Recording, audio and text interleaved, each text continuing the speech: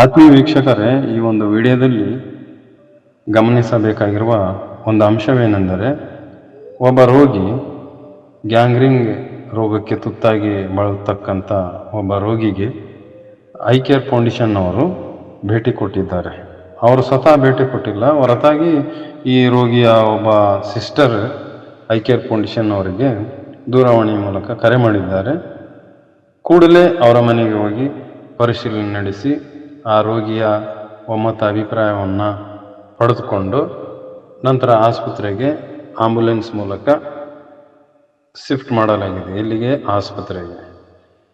ಇದರಲ್ಲಿ ಇನ್ನೊಂದು ಅಂಶವೇನೆಂದರೆ, ಈ ಐ ಕೇರ್ ಫೌಂಡೇಶನ್ ಅವರು ಯಾವುದೇ ಭೇದ, ಯಾವುದೇ ಜಾತಿ ಮತ ಭೇದ ಭಾವ ಇಲ್ಲದೆ ಮಾನವೀಯತೆಯ ದೃಷ್ಟಿಯಿಂದಾಗಿ ಎಲ್ಲರಿಗೂ ಸಹಾಯ ಆಗಲಿಕ್ಕೋಸ್ಕರ, ಸಹಾಯ ಮಾಡಲಿಕ್ಕೋಸ್ಕರ ಈ ಒಂದು ಆಂಬ್ಯುಲೆನ್ಸ್ ವ್ಯವಸ್ಥೆಯನ್ನು ಮಾಡಲಾಗಿದೆ.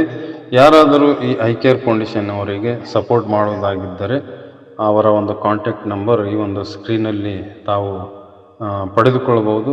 ಅದನ್ನು ಸೇವ್ ಮಾಡಿಟ್ಕೊಂಡು ಇಂಥ ಯಾವುದಾದ್ರೂ ಒಂದು ಸನ್ನಿವೇಶ ಸಂದರ್ಭ ಬಂದಲ್ಲಿ ಅವರಿಗೆ ಆ ನಂಬರಿನ ಮೂಲಕ ಐ ಕೇರ್ ಫೌಂಡೇಶನ್ ಅವರಿಗೆ ಕರೆ ಮಾಡಿ ತಾವು ಸಹ ಆ ಒಂದು ಸೌಲಭ್ಯವನ್ನು ಪಡೆದುಕೊಳ್ಳಬಹುದಾಗಿದೆ. ಇಷ್ಟು ಮಾತು ಹೇಳುತ್ತಾ ನನ್ನ ಮಾತನ್ನು ಮುಗಿಸುತ್ತೇನೆ. ಧನ್ಯವಾದಗಳು.